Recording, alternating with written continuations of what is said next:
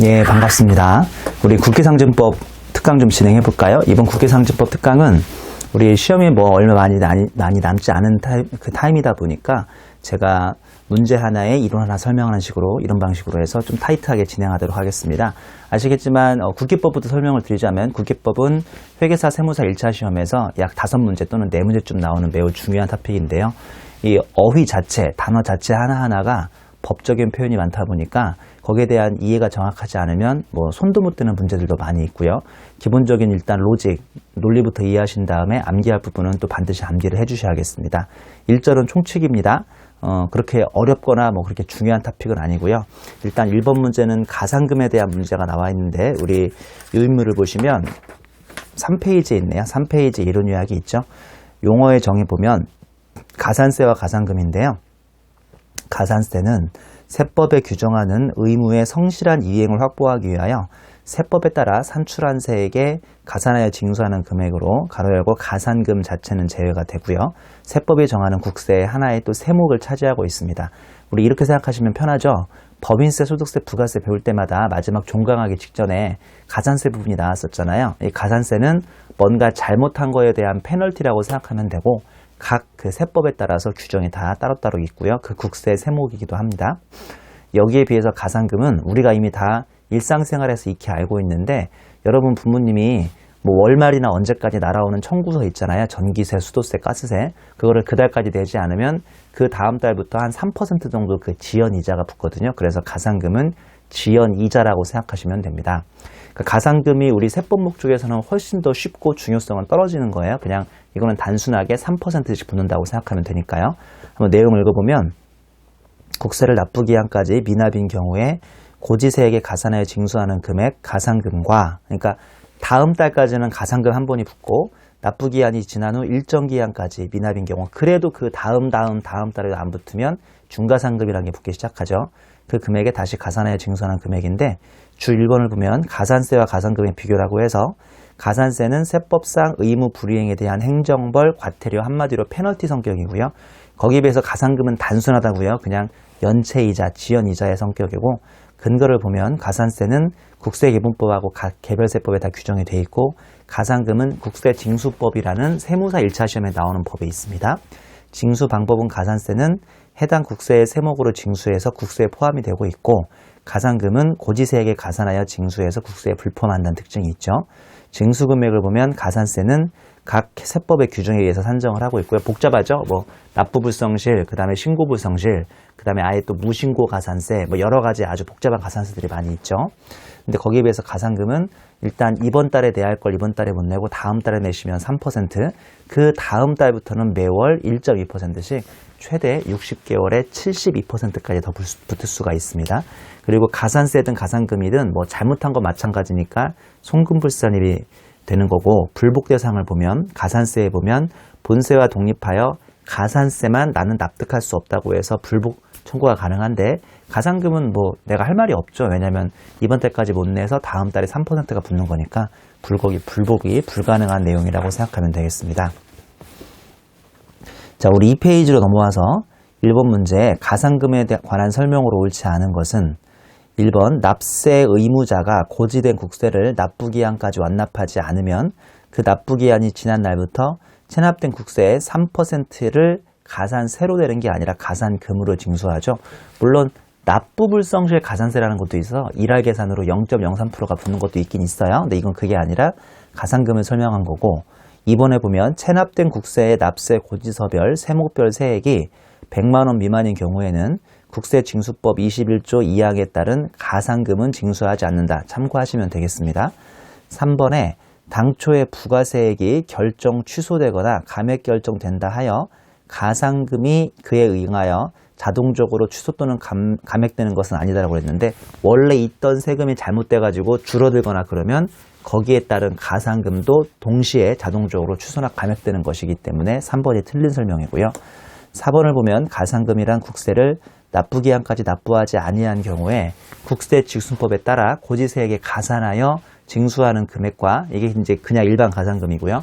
납부기한이 지난 후 일정 기간까지 납부하지 않을 때 계속 중가산금이라는 게 붙는다고 그랬죠.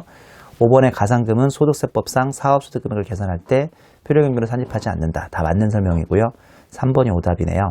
2번을 보면 다음 중 세법상 가산세와 가산금에 관한 설명 중 옳은 것을 물어봤습니다. 1번 가산세와 가산금은 모두 세법의 규정에 의한 의무를 위반한 자에 대한 행정 제재 수단이다라고 되어 있는데 가산금은 그렇게 거창하게 얘기하실 필요 없고 행정 제재가 아닌 그냥 연체이자 성격이고요. 2번 가산세와 가산금의 부가처분은 모두 본세와 독립하여 불복 대상이 된다. 가산세는 가능한데 가산금은 안 되고요. 3번 가산세와 가산금은 모두 법인세법상 각소계산에 있어서 송금에 산입하지 않는다. 이거 맞는 소리죠. 4번 가산금 산정의 기초가액에는 가산세가 포함되지 않는다라고 되어 있는데 가산세까지 포함해서 우리 연체이자가 붙고요. 그 다음에 5번 가산세와 가산금을 병과하는 것, 즉 한 번에 두 개를 같이 부과하는 것은 이중 처벌 금지 원칙에 원래는 반하겠지만 원래 이중 과세는 금지되어 있는데 가산세와 가산금은 이중 과세라고 하지 않기 때문에 이것도 맞는 설명이겠습니다. 우리 3번 문제는 개별 세법하고 국세기본법의 관계인데요. 이것도 전통적으로 과거에 많이 물어봤었죠. 자, 우리 다음 페이지에 있는 4페이지의 이론 요약부터 한번 설명을 들어보겠습니다.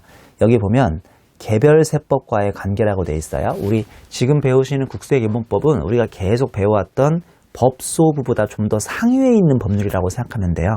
제목부터가 국세기본법이잖아요. 그래서 조금 더 상위에 있습니다. 물론 다 공평하게 있어야 하지만 뭔가 국세기본법이 제일 맏형격이고요. 그 밑에 이제 몇 남매 정도가 밑에 있는 거라고 생각하면 되는데 한번 내용의 원칙을 읽어볼게요. 원칙을 보면 국세기본법은 세법에 우선하여 적용한다. 그러니까 여기서 제가 지금부터 세법이라고 하는 건 개별세법이라고요. 법소부 등의 개별세법이에요. 국세기본법은 개별세법에 우선해서 적용하는데 여기서 세법은 국세기본법, 지방세법, 관세법 등은 포함되지 않는다. 우리 왜 관세법이라고 관세사님들이 공부하시는 거 있어요. 물론 지방세는 우리 회계사 1차 시험에 한 문제쯤 나오는데요. 여기서 세법이라 하면 개별세법을 제가 얘기하는 거라고 그랬죠. 그래서 국세기본법, 지방세법, 관세법은 포함되지 않는다고 그랬고요. 따라서 국세기본법은 우리가 알고 있는 법소부 등의 전형적인 내국세, 우리 지방세하고 관세법 말고요. 내국세법의 법률에만 우선적으로 적용된다는 것은 기본적으로 아셔야 하고 지금 배우는 건 양가로 2번이죠. 예외에 보면 세법에서의 국세기본법 중 다음의 규정에 대한 특례 규정을 두고 있는 경우에는 그 세법에서 정하는 바에 따른다라고 해서 이제 특례 규정들이 있는데 이거 15개는 가급적이면 뭐 앞글자를 따든 어떤 방식으로 암기해 주셔야 하는데요. 오른쪽에 있는 내용까지는 굳이 아실 필요가 없어요. 양가로 1번 연대납세 의무자에 대한 서류 송달부터 해서 양가로 15번의 보치까지는 좀 구분을 해 두셔야 하는데 이게 무슨 말씀이냐면 예를 들어서 제가 양가로 4번으로 설명을 드립니다. 연대납세 의무라고 해서 원래 이 A랑 B가 같이 사업을 같이 해요. 우리 왜 합자하거나 투자해서 같이 하는 경우 있잖아요. 그렇다고 해도 A와 B는 연대납세가 없어요. 우리 많이들 이거 오해하시는데 공동으로 사업을 하면 원래는 연대납세 의무가 없다고요. 국세기본법에 연대납세 의무가 없다고 돼 있는데 그러면 법소부의 개별세법에는 연대납세 의무라는 게 있으면 되겠어요? 안 되겠어요? 원래는 안 되는 거라고요. 근데 우리 소득세법에서 공동사업 합산과세라고 아시죠? 우리 원래 3명이 장사한다고 신고를 했는데 2명은 이름만 빌려줬고 1명이 다 하고 있는데 소득세법은 누진되면 누진될수록 세율이 높아지니까 명의를 일부러 분산시킨 거가 이제 공동사업 합산과세잖아요. 그러다 걸리는 게 바로 공동사업 합산과세인데 공동사업 합산과세에 걸리면 나머지 2명도 이 사람한테 자기의 손익 분배 비율에 따라서 그만큼은 연대납세 의무를 지는 특례가 있는 거죠. 이 표가 이제 뭔지 아시겠죠? 내용까지는 전혀 아실 필요 없고요. 내용까지 아시면 더욱 좋고 내용까지 아실 필요가 없으면 오른쪽 세로가 아닌 왼쪽 세로에 있는 제목 정도는 구분을 해주시는 겁니다. 이게 나름대로 전통적으로 중요했던 내용 중에 하나니까요. 다시 앞으로 가서 3페이지 문제 좀 풀어볼게요. 3페이지에 국세기본법과 세법의 관계에 관련하여 세법의 규정보다 국세기본법의 규정이 예외 없이 우선 적용되는 경우들로만 짝지어 놓은 것으로 옳은 것은 즉 뒤에 있는 15개가 아닌 걸 골라야 하는 거예요. 무슨 말씀인지 알죠? 아닌 걸 골라야 합니다. 자, 첫 번째 연대납세 의무는 뒤에 있어요. 그러니까 연대납세 의무는 고르시면 안 되고요. 납세 의무의 승계도 뒤에 있으니까 고르시면 안 되고 납세 의무의 소멸도 있으니까 고르시면 안 됩니다. 그 다음에 국세 우선권은 그 개별세법 특례 규정이 없고요. 제2차 납세 의무도 있고요. 그 다음에 물적 납세 의무도 그런 특례가 없고요. 가산세 부과가 감면도 그런 내용이 있으니까 고르시면 안 되고 납세 의무의 확정은 특례 규정이 없습니다. 그 다음에 소급 입법과세 금지 원칙도 특례 규정이 없고 언제나 국세기본법에 우선하고 있고요. 그 다음에 치읓의 경정 청구, 그 다음에 키읔의 서류 송달 중 연대 납세 의무자에 대한 송달, 이런 것들은 개별 세법이 우선하는 경우가 있으니까 결론적으로 리을, 비읍, 이응, 지읒인 3번이 개별 세법이 우선하는 규정이 없이 언제나 국기법이 최우선되는 그런 규정이겠습니다. 자, 우리 5페이지 보겠습니다. 5페이지 4번 문제는 국세기본법상 기간과 기한에 관한 내용으로 틀린 것을 물어본 기출문제인데요. 일단은 이론 요약부터 볼게요. 이론 요약을 보면 1번에 기간과 기한이 있죠. 기간과 기한의 개념인데 이렇게 보시는 게 쉬울 것 같아요. 우리 이렇게 그래프가 있다면 여기서 여기까지 요거를 이제 기간이라고 하죠. 기간. 그게 아니라 이날까지는 무조건 이날까지. 요건 기한이라고 합니다. 기한. 우리 일반적으로 기간하고 기한이 이렇게 다르니까 한번 참고하도록 하세요. 이게 뭐 100마디 말로 듣는 것보다 그림으로 이해하시는 게 더 쉬울 거예요. 이렇게 해서 기간과 기한은 좀 내용이 다릅니다. 우리 표의 내용을 보면요. 기간과 기한의 개념이라고 해서 기간은 특정 시점까지, 그러니까 during, 저기서 저기까지 흰색이에요. 흰색, during. 특정 시점까지 다른 시점까지 계속된 기간이라고 되어 있고, 시간이라고 되어 있고, 기한은 우리 법률 효력이 발생이나 소멸을 위해서 정한 일정 시한이라고 해서 데드라인이라고 생각하시면 됩니다.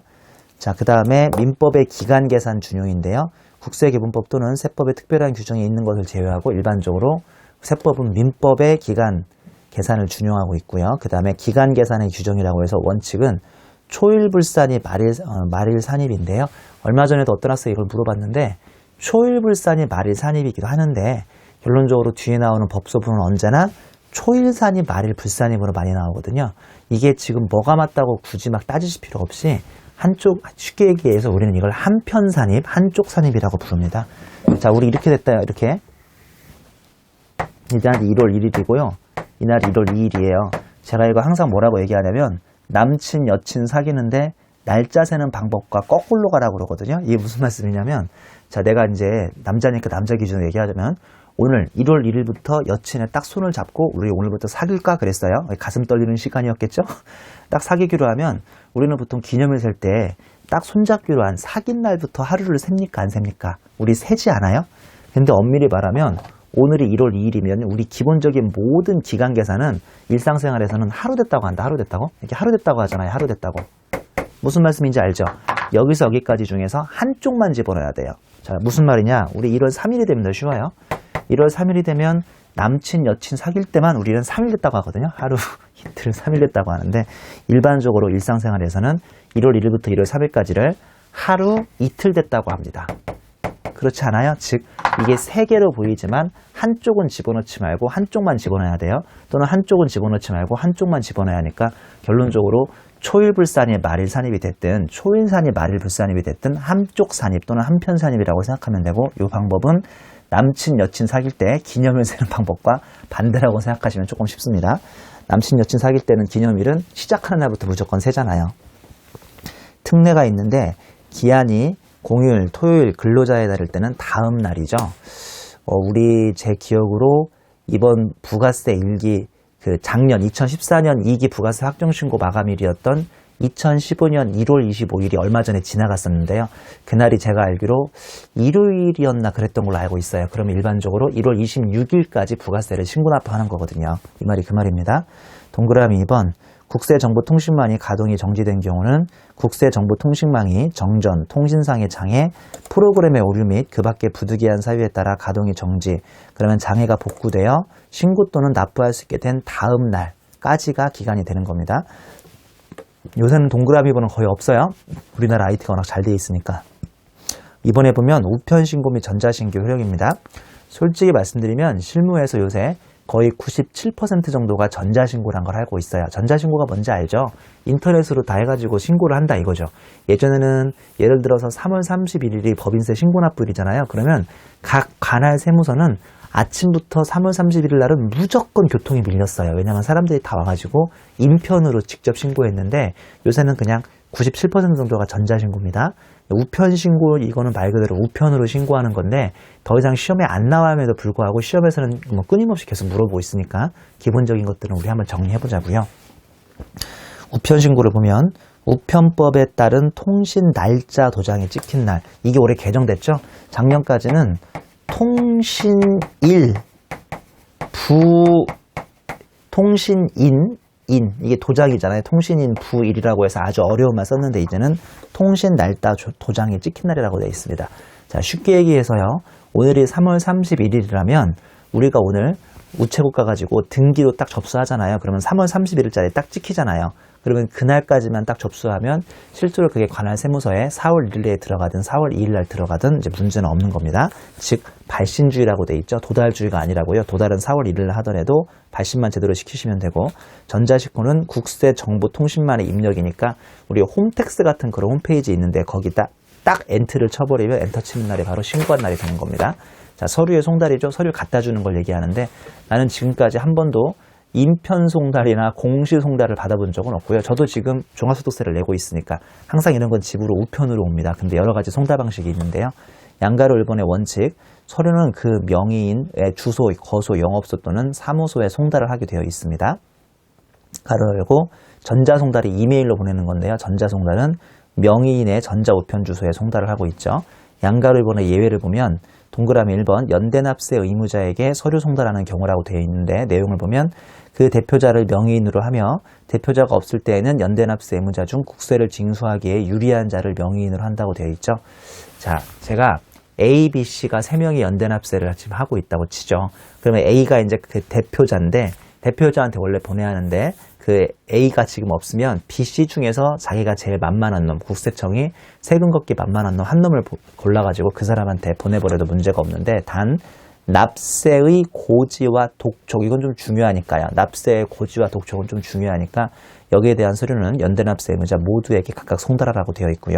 동그라미 2번 상속이 개시된 경우 상속재산 관리인이 있다면 상속재산 관리인에게 송달하면 되고, 3번 납세 관리인이 있을 경우는 납세의 고지와 독촉에 관한 서류는 그 납세 관리인에게 송달하라고 되어 있습니다. 4번에 주소나 영업소 중에서 송달받을 장소를 신고한다면 그 신고된 장소에 따라서 송달하자고 되어 있네요. 양가로 3번 서류 송달의 원칙, 반가로 1번 원칙은 교부 송달, 우편 송달, 전자 송달이라고 되어 있죠. 내용을 좀 보겠습니다. 자, 서류의 송달은 교부는 직접 주는 거 인편으로, 그 다음에 우편 또는 전자 송달이라고 되어 있죠. 이러한 방법에 따라 송달이 불가능하면 예를 들어서 예외적으로 공시 송달이죠. 공시 송달은 뭐냐면 직접 사람을 만나서 줄 수도 있고요. 그 다음에 아니면 이메일로 줄 수도 있고 아니면 우편으로 줄 수도 있는데, 그 모든 게 안 되거나 어려우면 관할 세무서 가면 벽부 붙이는 데가 있어요. 게시판이 있는데 그 게시판에 붙여버리면 그걸 공시 송달이라고 하는데, 공시 송달은 관할 세무서에서 하기는 가장 제일 간편해도 관할 세무서 앞에 그 납세자가 지나가지 않는 한 확인할 수가 없잖아요. 그래서 공시 송달은 가장 최후에 하는 거고요. 이렇게 하면 이제 납세자의 권리는 좀 떨어지겠죠. 그러니까 최후에 하는 거라고 생각하면 됩니다. 1번의 교부 송달, 해당 행정기관의 소속 공무원이 서류를 송달할 장소에서 송달받아야 할 자, 즉 납세자 또는 명의인에게 서류를 교부하는 방법으로, 다만 송달을 받아야 할 자가 거부하지 아니하면 다른 장소에서 교부할 수도 있고요. 그 다음에 송달할 장소에 서류를 송달받아야 할 자를 만나지 못하였을 때에는 그 사용인이나 그 밖에 종업원 또는 동거인으로서 사례를 판별할 수 있는 사람에게 서류를 송달할 수 있는데, 요거를 갖다 놓는다, 거기다 갖다 놓는다고 해서 유치 송달이라고 하죠. 그러니까 우리 음식점 하는 갑사장님이 있는데 그 사람한테 아주 내가 중요한 걸 갖다 주려고 딱 음식점에 갔는데 그 사람이 일부러 나를 피하거나 도망가고 있으면 그 사용인 등한테 놓고 갈 수도 있는데 그걸 유치송달이라고 부릅니다. 이번에 우편송달인데요. 서류를 통상우편 또는 등기우편에 따라 송달하는 것을 의미함. 언제나 등기우편이 오는 건 아니더라고요. 저도 중요한 우편은 세무서에서 등기로 받고요. 그렇지 않은 건 그냥 일반 우편으로 옵니다. 화살표 보면 납세, 고지, 독촉, 체납처분 또는 세법에 따른 그 정부의 명령에 관계되는 서류의 송달은 우편으로 할 때에는 등기우편으로 하라고 되어 있죠. 과거에 유치한 문제는 이것도 물어봤어요. 등기우편으로 반드시 보내야 한 사유를 물어봤으니까 고지, 독촉, 체납처분, 그 다음에 명령, 정부 명령 정도는 기억합시다. 3번에는 전자송달인데요. 전자송달은 서류를 송달받아야 할 자가 신청한 경우에만 가능, 즉 이메일로 해주세요라고 말했어야만 가능하다는 뜻이고요. 다만 일정한 사유로 인해 전자 송달이 불가능한 경우에는 교부 또는 우편의 방법으로 송달할 수 있다고 되어 있죠.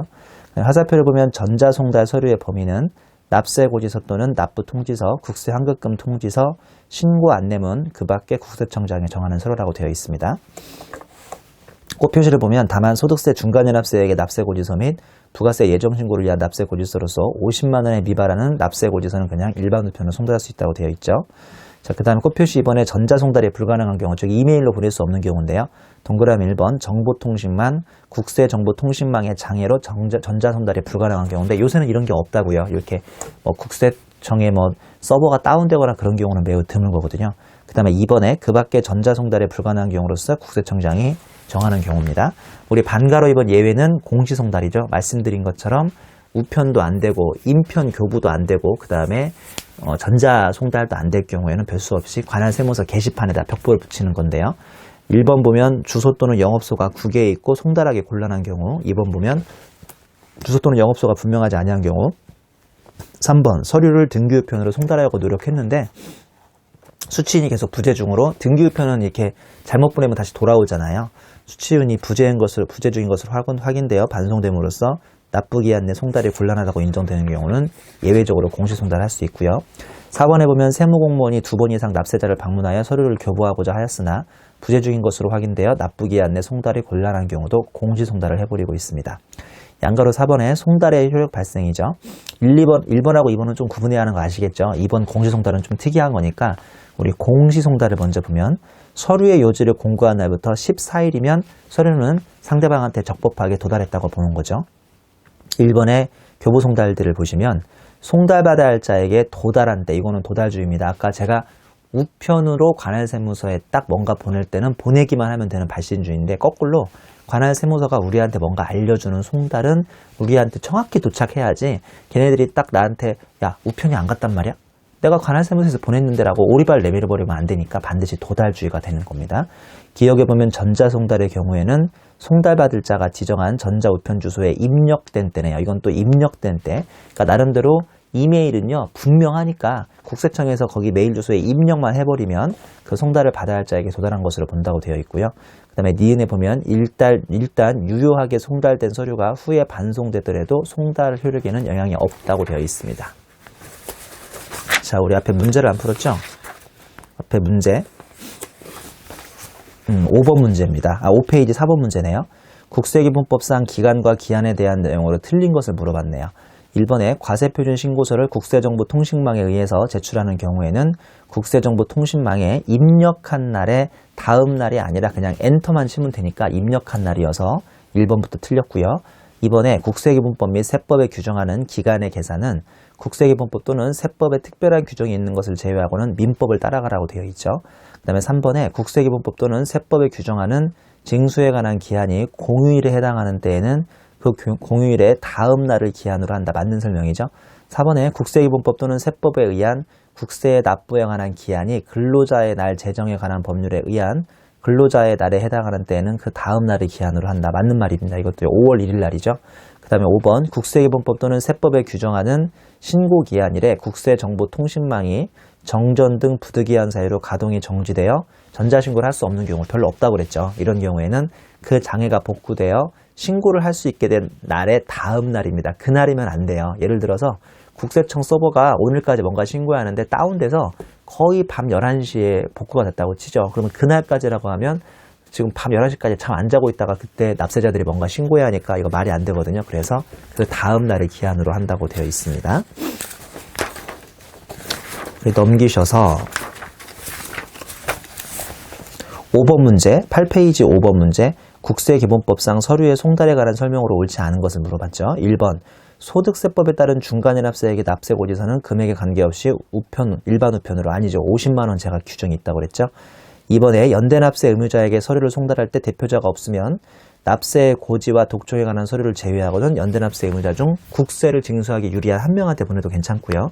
3번 상속이 개시된 경우에는 상속재산관리인이 있을 때에는 그 상속재산관리인의 주소 또는 영업소에 송달한다. 4번 서류를 교부하였을 때는 송달서에 수령인이 서명 또는 날인하게 하여야 하고 수령인이 서명 또는 날인을 거부하면 그 사실을 송달서에 적어야 한다. 이것도 좋은 문장이니까 기억해 두시고요. 5번에 교부에 의한 서류 송달의 경우에 해당 행정기관의 수석공무원은 송달을 받아야 할 자가 거부하지 않으면 송달할 장소 이외의 장소에서 교부할 수도 있죠. 맞습니다. 6번 문제는 납부기한 연장에 대한 문제인데요. 자, 우리 역시나 이론 요약을 한번 보겠습니다. 9페이지 이론 요약이죠. 자, 내용을 보면 신고 납부기한의 연장인데요. 이것도 매우 독특한 케이스죠. 전 지금까지 11년차 회계사 생활을 하면서 이런 케이스는 거의 본 적은 없습니다. 물론 제가 이따가 하나 본 적이 있다고 얘기해드리겠는데 매우 독특한 케이스고요. 그냥 수업 목적으로 기억하시는 거지 실무에서는 이런 일은 그냥 없다고 보시면 됩니다. 자, 신고 납부기한 연장인데 내가 2015년 법인세를 2016년 3월 31일까지 신고도 하고 납부도 해야 하는데요. 뭐 갑자기 3월 30날 밤에 우리 뭐 사장님의 부모님이 돌아가셨다거나 아니면 사장님이 돌아가셨다거나 뭐 뭔가 아니면 말도 안 되지만 우리나라가 3월 30날 갑자기 이제 뭐 폭격을 받아가지고 전쟁에 갑자기 들어갔다거나 그런 거면 3월 31일이 아닌 어느 정도 신고나 납부기한이 연장이 되는데요. 이게 이제 수업 목적으로 중요한 게 지금 7가지 사유 중에서 어떤 건 신고하고 납부가 동시에 연장이 되는데 어떤 것은 신고는 연장 안 돼요. 신고는 3월 30일까지 하고 납부만 연장되는 것들이 있으니까 그런 것도 한번 참고해 보시고요. 자, 일단 내용을 보겠습니다. 1번 납세자, 기장을 대리하는 세무사 또는 공인회계사가 천재지변, 화재, 전화는 전쟁을 말하는 건데요. 그 밖에 재해를 입거나 도난을 당한 경우는 신고기한도 연장되고 납부기한도 연장됩니다. 올해 여기 개정됐는데 밑줄 친 부분이 개정됐어요. 과거에는 납세자의 천재지변이나 문제만 있었는데 납세자가 혼자 하는 게 아니라 기장 대리해주는 세무사나 회계사가 있으면 그 사람들도 똑같은 이런 사유를 당하면 아마 문제가 있지 않겠느냐 해서 올해는 밑줄 준 부분이 개정이 됐습니다. 이번에 납세자 또는 그 동거가족이 질병으로 위중하거나 사망하여 상중한 경우, 3번에 권한이 있는 기관에 장부 서류가 압수 또는 영치된 경우인데 이게 바로 이제 압수수색이죠. 제가 이 3번을 경험해 본 적이 있어요. 예전에 감사를 하려고 나갔는데 회사에 서류가 아무것도 없는 거예요. 그 회사가 코스닥 회사였는데 우리 그 법원이나 검찰 쪽에 우리 그 영장 발부돼 가지고요. 이게 지금 압수수색에 들어간 적이 있었거든요. 그러면 감사를 할래야 감사를 할 수도 없고 회계사나 세무사가 세무조정과에서 세무신고할래 할 수가 없어가지고 이런 경우는 신고납부기한 다 연장이 되고요. 4번에 정전, 프로그램의 오류, 그 밖에 부득이한 사유로 한국은행 및 최신관서의 정보통신망의 정상적인 가동이 불가능한 다운된 케이스인데 이런 케이스는 요새 없어요. 5번에 금융기관 또는 최신기관사의 휴무, 그 밖에 부득이한 사유로 정상적인 세금 납부가 곤란하다고 국세청이 인정되는 경우 이런 경우도 하루 정도 연장이 되죠. 다음 날로. 6번에 납세자가 그 사업에 심한 손해를 입거나 그 사업에 중대한 위기에 처한 경우 7번 납세자의 형편, 경제적 사정 등을 고려하여 기한이 연장이 필요하다고 인정되는 경우로서 국세청장이 정하는 기준에 해당하는 데인데 보시다시피 6번하고 7번은 납세자가 지금 돈이 없거나 큰 손해를 본 경우여서 이 경우는 신고는 연장이 안 됩니다. 아니 내가 아무리 지금 마이너스고 돈이 없어도 신고를 할 수 있는 거거든요. 신고는 연장이 안 되고 보다시피 납부기한만 연장되니까 기억하셔야겠네요. 자, 그리고 주도 볼까요? 주 1번, 4번, 5번은 국가가 납세자에게 납세 담보에 요구를 하지 않음이라고 되어 있는데 이거는 납세자 사정이 아니므로라고 되어 있죠. 그러니까 1번 지금 천재지변은 납세자만이 아니라 지금 전 국민이 겪을 수 있는 거거든요. 그 다음에 4번 정전이나 프로그램의 오류 같은 것도 납세자가 잘못한 게 아니죠. 그 다음에 5번 금융기관이나 최신관서가 빨간 날이어서 3월 31일까지 우리 신고 납부를 할 수 없죠. 이 세 가지 케이스는 어떠한 구체적인 납세자 한 명 한 명의 개별 사유가 아니라 국가가 잘못했다거나 아니면 전 국민이 천재지변 등에 빠진 거니까 이 경우는 납세담보를 요구하지 않고요. 역으로 나머지는 납세담보를 요구합니다. 납세담보가 뭔지 알죠? 야, 너 3월 31일까지 국세법에 따라서 너 법인세 신고하고 납부도 해야 하는데 너 왜 지금 납부 안 해? 그러니까 뭐라고 하냐면 저 지금 동그라미 6번이거든요. 제가 지금 심각한 손해가 있어가지고 돈이 없어서 3월 30일까지 신고만 하고요. 납부는 한 달만 있다 할게요. 국세청이 좋아해요? 싫어해요? 당연히 싫어하겠죠. 불안하죠. 또 한 달 후에 낼 수 있어? 막 불안하단 말이에요. 그러니까 그런 경우는 나한테 그러니까 국세청한테 납세자를 통해서 담보를 내라고 합니다. 그 담보를 내야만 믿어준다는 뜻이죠. 그래서 이런 경우는 납세담보를 요구하는데 지금 세 가지 있죠. 1번하고 4번하고 5번은 납세담보를 요구하지 않죠. 왜냐하면 납세자의 개별적인 사정이 아니기 때문입니다. 이번에 기한 연장 및 분납 한도입니다. 기한 연장 보시면 기한 만료 3일 전에는 신청해야 하고요. 신청일부터 10일 이내에 세무서장의 통지가 없으면 연장은 된 걸로 봅니다. 기한 연장은 3개월 이내까지 가로 열고 기한 연장 사유가 소멸되지 않으면 한 달 재연장 가능하고요. 이렇게 해서 최장 9개월까지만 연장이 가능합니다. 분납 한도라고 되어 있는데 기한 연장의 기간이 6개월을 초과하면 6개월 지난 날부터 3개월 이내는 분납까지도 가능하죠. 3번에 보면 송달 지연에 따른 납부기한의 연장인데요. 요거 좀 잘 기억하셔야 돼요. 좀 헷갈리니까. 일반적인 납세고지, 납세고지서 등이 도달한 날에 이미 납부기한이 지난 경우에는 도달한 날부터 14일 이내에 납부기한이 되는 경우에는 도달한 날부터 14일이 지난 날. 이게 무슨 말씀이냐면 우리 개인 사업자의 경우에는 일기 부가세는 예정 신고가 아니라 고지 납부되는 거 아시죠? 그러니까 4월 25일까지 부가세를 일기 고지서를 날아와서 내가 그대로 예정 고지받으면 돼요. 개인 사업자. 무슨 말씀인지 아시죠? 법인 사업자가 아니라. 근데 이것들이 국세청 이것들이 도대체 일을 어떻게 하는 거야? 4월 26일 날 이게 온 거예요. 이미 지금 25일까지 됐어야 하는데 그게 납세 고지서 등이 도달한 날에 이미 납부기한이 지나버린 경우죠. 그러면 또는 도달한 날부터 14일 이내에 납부기한이 되는 날이죠. 내가 이거를 4월 23일 날 받은 거예요. 이거 너무한 거 아니야? 야, 내가 이틀 동안 어떻게 돈을 만들어내? 그럼 무슨 말씀인지 알죠? 그러면 그냥 받은 날부터 14일 지난 날이니까 이거 4월 26일 날 받으면 이날부터 플러스 14일에서 5월 10일까지 내시면 되고요. 만약에 4월 23일 날 받으면 또 이날부터 14일 더해가지고 5월 7일까지 내시면 되는 얘기네요. 자, 근데 두 번째 거 조심하세요. 납기 전 징수라고 해서 납기 전은 내가 뭔가 문제가 있거나 국세청이 급박한 경우인데요. 4월 25일 날 납기 전이라도 징수할 수 있다는 뜻이에요. 내용을 보면 다음 중 더 늦은 날입니다. 1번 납세 고지서 등이 도달한 날하고 납세 고지서의 납부기한이니까 만약에 납기 전 징수 고지 사유라면 4월 26일 날 도달해버리고 그 고지서의 그 기한이 4월 25일이어도 납세 고지서 등이 그냥 도달한 날하고 이 납세 고지서의 납부기한 중 늦은 날이니까 그날 바로 내셔야 돼요. 상당히 고약하네요. 만약에 4월 23일 날 납기 전 징수 사유로 고지가 됐다면 납세 고지서가 도달한 날인 4월 23일하고 고지서에 나온 납부기한인 4월 25일 중에 더 늦은 날이니까 4월 25일이 되니까 납기 전 징수 고지라는 것은 납세자한테는 상당히 불리한 제도라고 이해하시면 되겠습니다. 자, 우리 6번 문제인가요? 페이지 8페이지 6번 문제. 납부기한 연장에 관한 설명으로 옳지 않은 것을 물어봤습니다. 1번 사업이 중대한 위기에 처하여 납세자가 법정 기한 내에 납부기한 연장을 신청한 경우 관할 세무서장은 납부기한을 연장할 수 있다라고 돼 있고 이거 맞는 말이죠? 이거는 신고는 연장이 안 된다고 그랬어요. 이번에 납부기한 만료인 10일 전에 납세자가 한 납부기한 연장 신청에 대해서 세무서장이 신청일부터 10일 이내, 원래 3일 이내만 하면 되는데 3일 전에 신고하면 되는데 10일 전에 미리 신고했고요. 신청일부터 10일 이내에 승인 여부 통지하지 않으면 그냥 연장 승인된 걸로 보라고 했죠. 3번 관할 세무서장은 최장 6개월을 넘지 않는 범위에서 신고와 관련된 기한 연장을 할 수 있다. 9개월이라고 해서 3번이 오답입니다. 4번 지방세 체납으로 부동산 경매 절차가 개시된 납세자의 경우 국세의 납세 고지서가 도달한 날에 이미 납부기한이 경과한 때는 그냥 도달한 날 납기정 징수 사유가 돼서 5번 우리 독촉장을 송달한 경우 도달일부터 14일 이내에 납부기한이 되는 경우 해당 국세들의 독촉 납부기한은 도달한 날부터 14일 지난 날로 하자라고 되어 있습니다.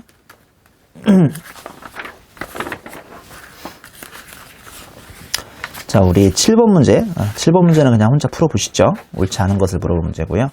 우리 이번 챕터 이제 마지막으로 페이지 12페이지 보면 1점에 법인격 없는 단체의 법인 의제 사유라고 되어 있습니다. 우리 법인을 우리 계속 배웠었잖아요. 국세기본법에서. 아니, 법인세법에서 배웠었죠. 법인을 계속 배웠는데 법인이라는 것은 우리 국가에 등기를 해야 돼요. 등기. 부동산 등기 말고요. 상업 등기라고 해요. 근데 내가 이번에 하는 일은 법인이죠. 그러니까 모든 걸 법인과 똑같이 해버렸는데 이거 괜히 법인이라고 등기하면 이거 법인세 낼까봐 이걸 안 한 거예요. 우리가 뭐라고 하냐면 이걸 요식행위라고 하거든요. 요식행위. 요식행위라고 아시죠? 썩 긍정적인 단어는 아니죠. 그러니까 눈 감고 아웅하기라고 우리가 보통 요식적이라고 하잖아요. 등기를 받느냐 안 받느냐는 하나의 절차에 불과하기 때문에 내가 이미 다 모든 그 법인의 요건을 갖춰놓고 일부러 등기를 안 내버리면 이건 법인세를 안 낼 수가 있거든요. 이게 말이 안 되니까 국세청에서는 법인격 없는 단체라고 해서 모든 하는 일은 법인과 같지만 등기라는 요식행위만 하지 않아도 법인세를 내게 하는, 즉 법인으로 보는 그런 의제 사유가 있습니다. 그게 바로 당연 법인 의제랑 승인에 의한 법인 의제라고 되어 있는데 한번 내용 읽어볼게요. 당연 법인 의제는 이거는 누가 봐도 그냥 무조건 법인이 되는 경우인데 수익을 구성원에게 분배하지 않은 아래의 법인인데 1번하고 2번은 AND 요건이 아니라 OR 요건이어서 둘 중에 하나만 해당하면 얘는 그냥 당연히 법인이 되는 겁니다. 1번, 제가 1번, 2번을 보면 여러분들이 어려워하시니까 키워드 불러드릴게요. 1번, 주무관청의 허가 또는 인가를 받아 설립되거나 법령에 따라 주무관청에 등록된 사단, 재단, 그 밖의 단체죠. 자, 여기서 지금 키워드는 허가인가예요. 허가인가. 그 다음에 등록입니다. 어디로부터, 국가 등으로부터 허가나 인가를 받았거나 아니면 주무관청에 등록돼 버렸다면 이거는 다 그냥 무조건 당연 법인세가, 법인 의존가 되는 거고. 2번, 공익을 목적으로 출연된 기본 재산이 있는 재단이죠. 이거는 어디가 이제 키워드냐면 기본 재산입니다. 그러니까 돈이 좀 있어 버리면 이런 재단도 당연히 법인으로 본다는 소리고요. 그 다음에 승인 법인단체, 이 세 가지 요건을 다 갖추면 승인으로 인해서 우리 법인으로 볼 수가 있는데, 아이 귀찮다. 이 세 가지를 AND 요건으로 언제 갖추고 승인까지 받니? 그냥 뭐 해버리는 게 나겠어요. 요식행위인 등기를 그냥 받는 게 낫겠죠. 자, 별로 제가 본 적은 없습니다만 내용을 읽어드릴게요. 다음 세 가지 요건을 갖춘 경우로서 관할 세무서장에게 승인을 받은 것이고요. 이건 AND 요건이라는 거 기억하시죠? 첫 번째, 단체의 조직과 운영에 관한 규정을 가지고 대표자나 관리임을 선임하고 있어야 합니다. 자, 여기 키워드는 뭐냐면 그 규정과 대표자죠. 규정과 대표자. 그 다음에 2번은 단체의 자신의 계산과 명의로 수익과 재산을 독립적으로 소유 관리할 것이죠. 요거 키워드는 수익과 재산이죠. 수익과 재산. 그 다음에 3번에 단체의 수익을 구성원에게 분배하지 아니할 것이 키워드가 되겠습니다.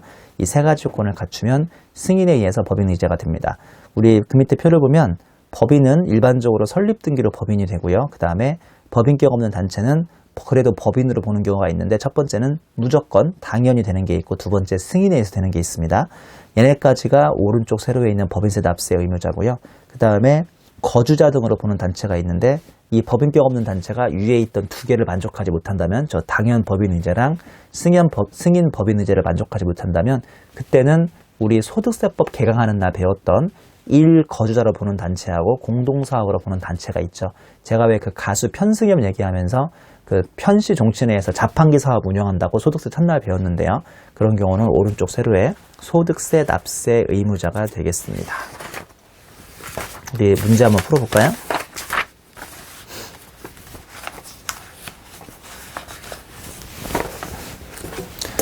(11페이지의 9번 문제죠. 11페이지 9번 문제. 법인 아닌 단체의 납세 의무에 관한 설명으로 옳지 않은 것은 1번 법인 아닌 단체의 납세 의무에 관하여는 국세기본법 외의 다른 세법에 특례 규정을 두고 있으므로 그 세법에 정하는 바에 따른다. 우리 왜 아까 처음 시작했을 때 개별세법보다 우선 앞서가는 특례 규정 있죠? 그 중에서 지금 배운 법인 아닌 단체가 뭐 없습니다. 별로 없으니까 우선 적용하는 게 아니니까 이거는 지금 1번 자체가 오답이 되겠습니다. 그 다음에 2번 보면 국세기본법상 법인으로 보지 아니하는 법인 아닌 단체는 소득세법상 거주자 또는 비거주자로 보되 구성원 간의 이익의 분배 방법이나 분배 비율이 정하여져 있거나 사실상 분배되는 것으로 확인되는 경우에는 구성원들이 공동사업으로 하는 것으로 보아 구성원별 소득세를 과세한다고 되어 있네요. 3번에 주무관청의 허가 또는 인가를 받아 설립되거나 법령에 따라 주무관청에 등록된 단체로서 수익을 구성원에게 분배하지 아니하는 것은 등기를 하지 않았어도 법인으로 다루어지며 그 수익사업에서 발생한 소득 및 법인세법에 따른 토지 등 양도소득에 대한 법인세 납세를 진다고 되어 있죠. 자, 그 다음에 4번을 보면요. 국세기본법상 관할 세무서장의 승인을 얻어 법인으로 보는 법인 아닌 단체는 그 승인일을 법인의 최초 사업년도 개시일로 한다고 해서 이것도 맞는 설명이고요. 마지막으로 5번 법인으로 보는 단체의 국세에 관한 의무는 그 대표자나 관리인이 이행하여야 하며 이를 위해 대표자나 관리자를 선임 또는 변경한 때에는 관할 세무서장에게 신고하여야 하나 신고를 하지 않는 경우에는 관할 세무서장의 단체의 구성원 또는 관계인 중 한 명을 한 명을 국세에 관한 의무 이행자로 지정할 수 있다고 되어 있으니까 이것도 맞는 설명이죠. 결국은 1번이 틀린 설명이고요. 우리 위에 있는 8번 문제는 3번 보기만 좀 볼까요? 위에 있는 8번 문제 3번 보기. 법인으로 보는 법인격 없는 단체는 법인세법과 상속세 및 증여세법에 따른 비영리 법인. 우리 왜 아까 법인격 없는, 그러니까 법인으로 보는 법인격 없는 단체에 승인 의제 사유하고 당연 의제 사유가 있다고 그랬잖아요. 이런 경우는 법인으로 보긴 보는데 그래도 영리법인이 아니라 그때 비영리법인으로 본다는 것까지 기억하시면 되겠네요. 여기까지 해서 1절 마치고 우리 또 잠시 쉬었다가 2절을 진행하도록 하겠습니다. 수고하셨습니다.